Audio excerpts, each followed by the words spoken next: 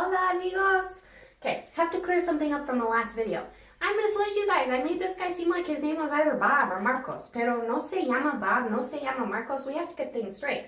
Este es mi amigo Snowflake. Se llama Snowflake. His name is not Bob, ni es Marcos, es Snowflake. Good? So you got that clear?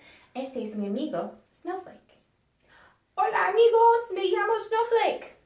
Good. Now that we're clear on this, muy importante, we're going to start our second lesson, which is going over la traducción literal of the expressions for las presentaciones.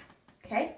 Now, the reason why we're going to do this is because, well, for one, if you're like mi amigo Snowflake, you really want to understand what the structures are and you want to avoid making mistakes. So it's helpful to know, for example, that me llamo Bob, well, the meaning is my name's Bob, but that's not a literal translation of the expression.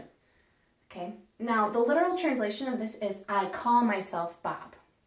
Now, that's important, talking about why are both of these important? Well, el significado really, that's what's most important because you want to get your point across. But la traducción literal is also important because you want to avoid making mistakes. Okay? Oh, we have another amiga who's visiting us. ¿Cómo se llama la amiga? La amiga se llama Harvey. Hola, Harvey. You're interrupting la clase de español. I thought that was David. Es la gata. And there she's going, so hopefully she won't bug us anymore. All right, so we're talking about la traducción literal, literal translations, right?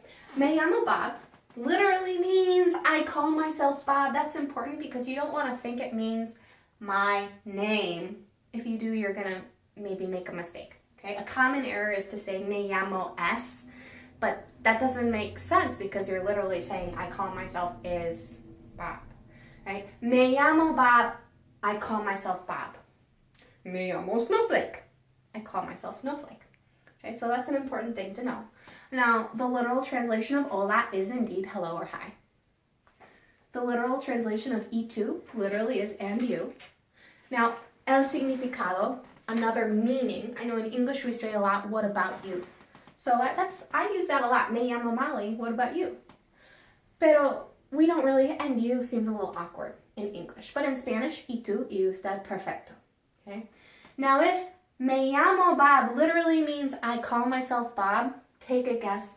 What do you think como te llamas mean? Como te llamas means?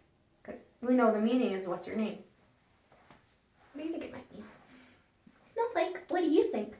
Well, me llamo Bob is I call myself Bob, so maybe como te llamas is, maybe it could be, it has to do with you, right? Is it you call yourself?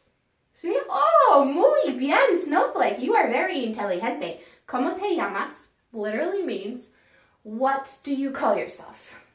Okay, como te llamas. So, como te llamas, what do you call yourself? Me llamo Bob, I call myself Bob. Good to know, because you can also use this phrase llamo to say you call a friend on the phone. Llamo a mi amiga, right? Nos hablamos. So, me llamo is I call myself. Como te llamas is, what do you call yourself? Mucho gusto literally means much pleasure. Makes sense. Nice to meet you doesn't literally mean that. It means much pleasure. El gusto es mío literally does mean the pleasure is mine. So we're good there. Okay? And these two expressions also have, their significado is the same as their literal meaning. This is my friend. This is my friend. Este es mi amigo.